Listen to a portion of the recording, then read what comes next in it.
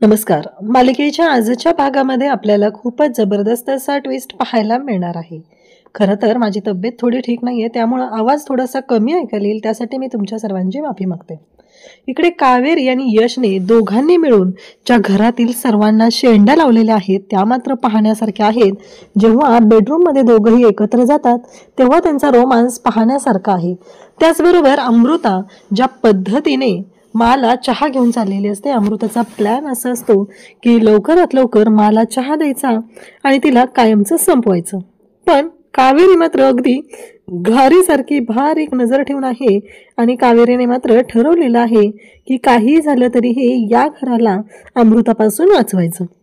तर कावेरीला जेव्हा कळतं की अमृता चहा घेऊन निघालेली आहे आणि तो चहा तिने स्पेशली मासाठी बनवलेला आहे, तेव्हा मात्र कावेरीच्या पायाखालची जमीन सरकते आणि कावेरी धावतच तिच्या मागे जाते आणि यशला डायरेक्टली तिच्या अंगावर ढकलून देते.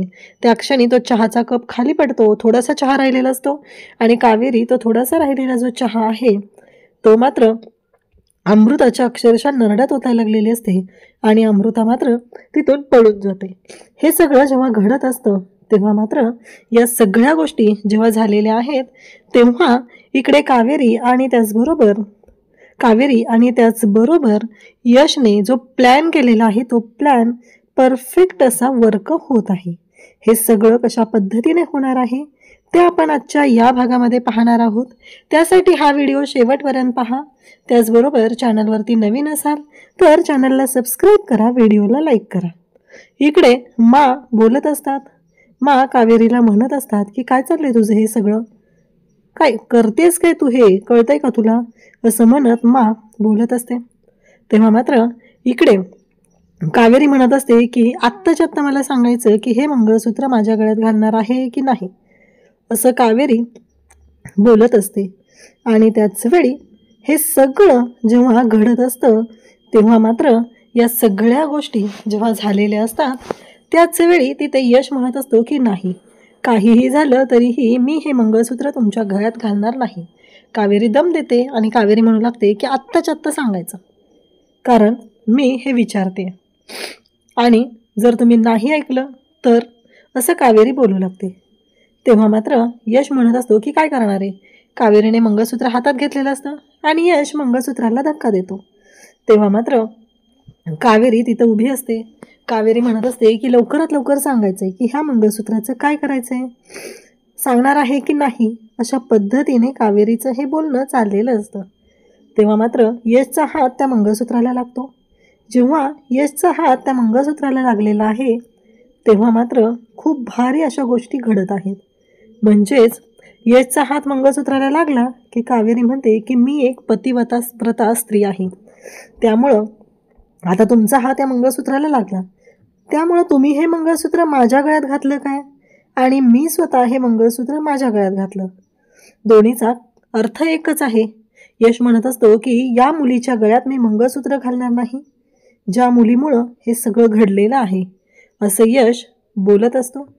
तेव्हा मात्र इकडे पाहायला मिळतं की यश ज्या पद्धतीने कावेरीशी बोलत आहे ते पाहून तर सगळ्यांनाच धक्का बसलेला असतो.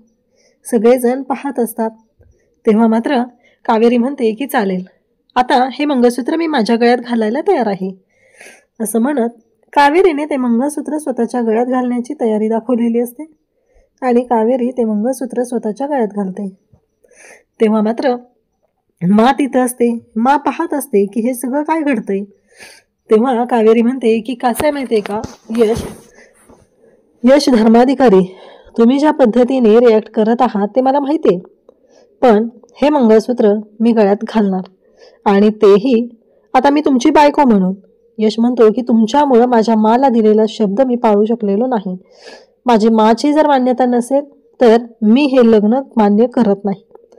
कावेरीने आता मंगळसूत्र घातले. यशने मंगळसूत्राला हात लावलेला होता. कावेरीला तेवढंच पुरेसं होतं आणि मग कावेरीने तेच मंगळसूत्र स्वतःच्या गळ्यात घातलेलं असतं. मोहित मात्र पाहत असतो. त्याला खूप भारी मजा येत असते, कारण मोहितला माहिती असतं की हा प्लॅन यश आणि कावेरीचा आहे.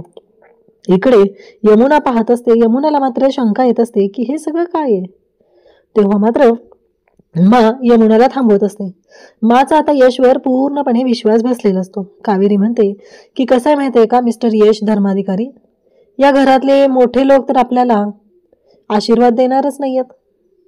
त्यामुळं आपल्यालाच काहीतरी करावं लागणार आहे, तरच आपल्याला हे सगळं मिळू शकतं. अशा पद्धतीने बोलणं चाललेलं असतं. तेव्हा मात्र मा अक्षरशः वैतागलेली असते की काय करू मी ह्या पोरीचं. हा एकच प्रश्न माच्या समोर उभा राहिलेला असतो. मला कळत नसतं की काय करायचं.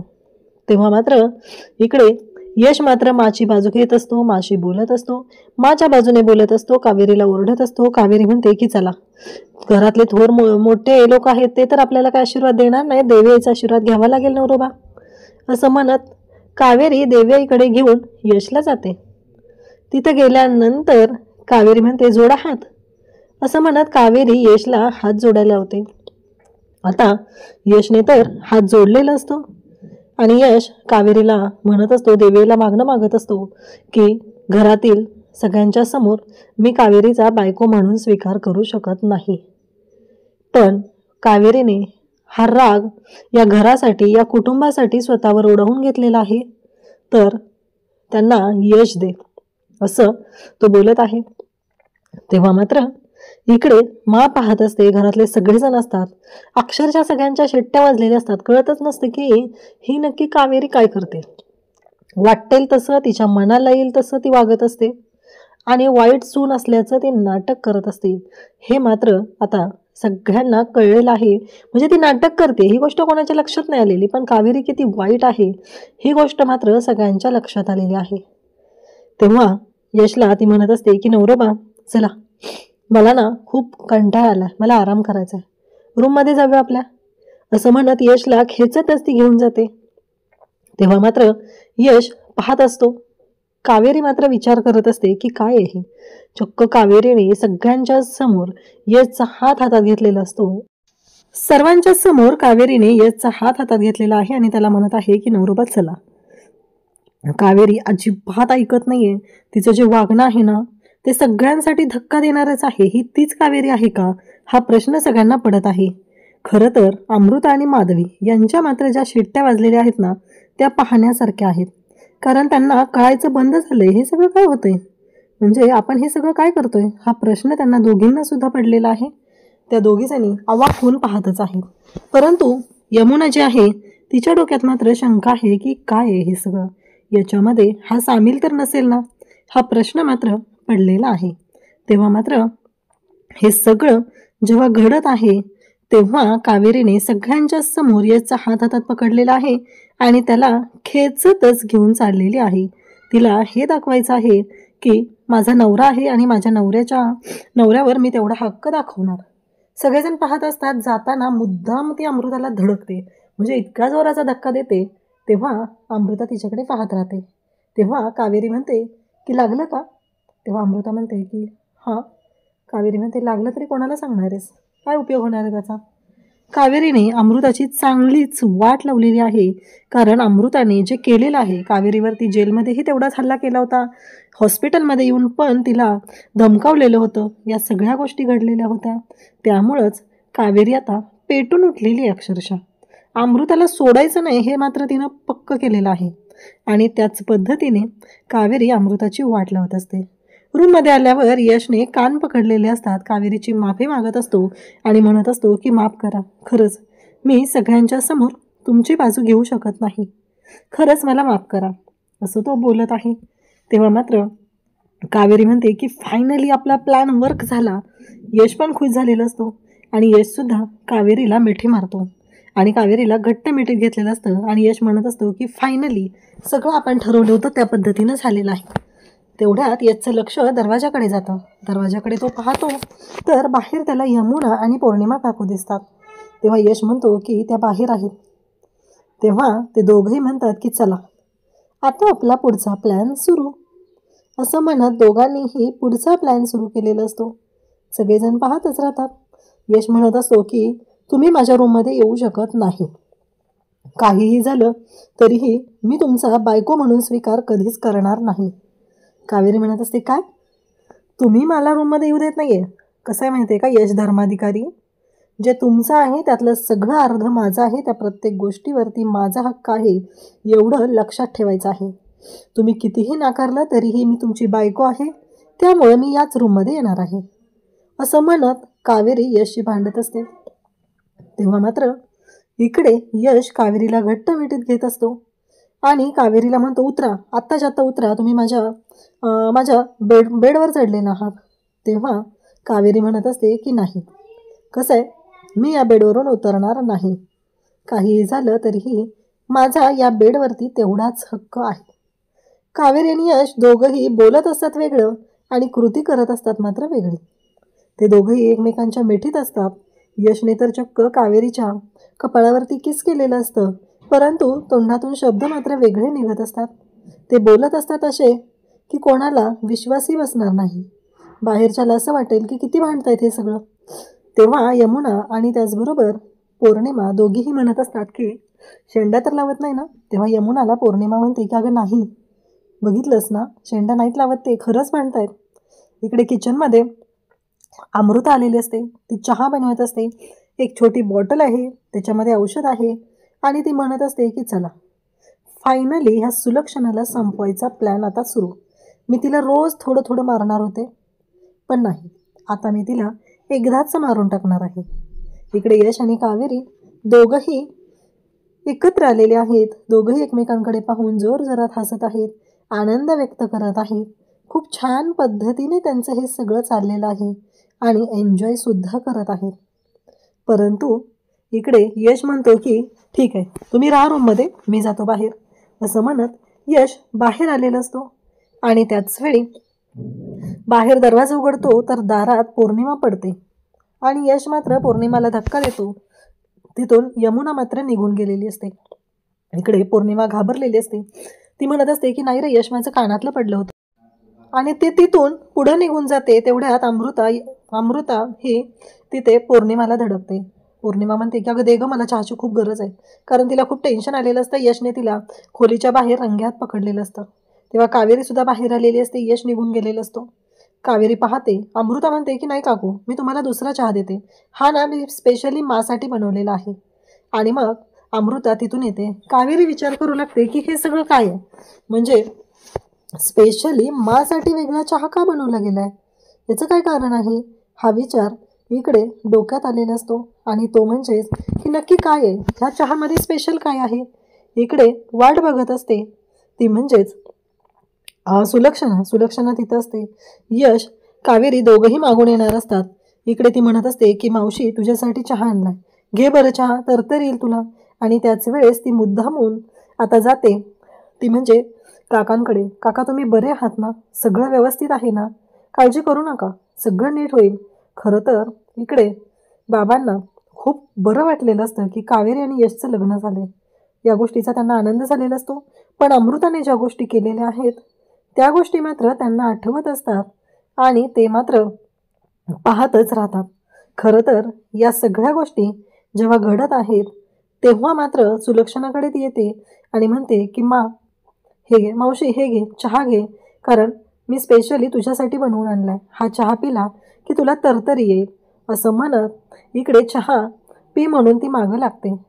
तेव्हा मात्र हे दोघंही पाहत असतात आणि त्याच वेळी इकडे सुलक्षणाच्या हातात आता कप दिलेला असतो आणि अमृताच्या मनातले विचार सुरू होतात. ते म्हणजे काहीही झालं तरीही आत्ता महत्त्वाची गोष्ट आहे ती म्हणजे की आता कावेरी तिथे येते. सुलक्षणाला मारायचा प्लॅन तिनं केलेला असतो. कावेरी तिथे येते आणि कावेरी येऊन यशला धक्का देते. नाही आई पडले ना, फक्त मा जावा, माच्या पदराला बांधून बसा आणि ठेवा पदराला बांधून तुमच्या मुलाला. लग्न झाले तरीही बायकोबद्दल काही वाटत नाही आहे, पण सारखं आपलं मा चाललेलं आहे. आणि कावेरीने अशा पद्धतीने धक्का दिलेला असतो यशला की तिथे जाऊन यश त्या कपावरती पडतो आणि तो कप सांडतो.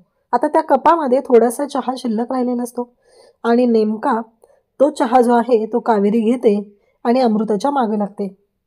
हे घे पी, तुलाच पाजते मी चहा, असं म्हणत ती बोलत असते. तेव्हा मात्र इकडे कावेरी मुद्दामहून तो चहा अमृताला पाजत असते आणि अमृताला म्हणत असते की धर, ती म्हणलं ना तर अमृताच्या तोंडात थोडंसं ठेम पडलेलं असतो, तर अमृता धावत तिथून जाते आणि मा म्हणते, काय चाललं हिचं? वाटेल तसं मनाला येईल ते वागत आहे. मान्य आहे मला, तू लग्न करून धर्माधिकाऱ्यांची सून झालेली आहे. या घरातून मी तुला बाहेर काढू शकत नाही, पण माझ्या रूममध्ये पुन्हा यायचं नाही. अशा पद्धतीने मा तिला बोलत असते आणि तिला खेचतच रूमच्या बाहेर घेऊन जाते. तेव्हा मात्र इकडे कावेरी बाबतीत जे केलेलं आहे ते पाहून यशला सुद्धा धक्का बसलेला असतो. मा वाटेल तसं बोलत असते कावेरीबद्दल. यशला थोडंसं वाईट वाटत असतं. या सगळ्या गोष्टी घडत असतात. दरवाजा बंद केलेला असतो. यशला मा म्हणत असते की ही मुलगी वाटेल तसं बोलत आहे, वाटेल तसं वागत आहे. काय करायचं यश या मुलीचं, मला ना कळतच नाही आहे, असं म्हणत मा बोलत असते. तेव्हा यश म्हणत असतो की नाही मा, तुझे अपराधी जे आहेत, ज्यांनी बाबांवरती हा हल्ला केलेला आहे, त्याला नक्कीच शिक्षा झाली पाहिजे. अशा पद्धतीने इकडे यश मला सांगत असतो. तेव्हा अमृता म्हणते की नाही. उद्याच्या भागात आपल्याला पाहायला मिळतं की कावेरी म्हणत असते की या घराला लागलेलं अमृता नावाचं जे ग्रहण आहे ते सोडवल्याशिवाय मी शांत राहणार नाही. अशा पद्धतीने त्यांचं बोलणं चाललेलं असतं. आणि तेव्हा मात्र या सगळ्या गोष्टी जेव्हा घडत असतात तेव्हा मात्र इकडे यश आणि कावेरी दोघंही खुश असतात. त्यांचा आता प्लॅन चाललेला असतो की पुढे काय करायचं, कशा पद्धतीने गोष्टी करायच्या आहेत, हा सगळा प्लॅन ते करत असतात. अमृता म्हणते की मी यशकडे जाते. ही अमृता अजून थांबलेली नाही आहे. या कुटुंबाला संपवल्याशिवाय मी शांत राहणार नाही. अशा पद्धतीने ती बोलत असते.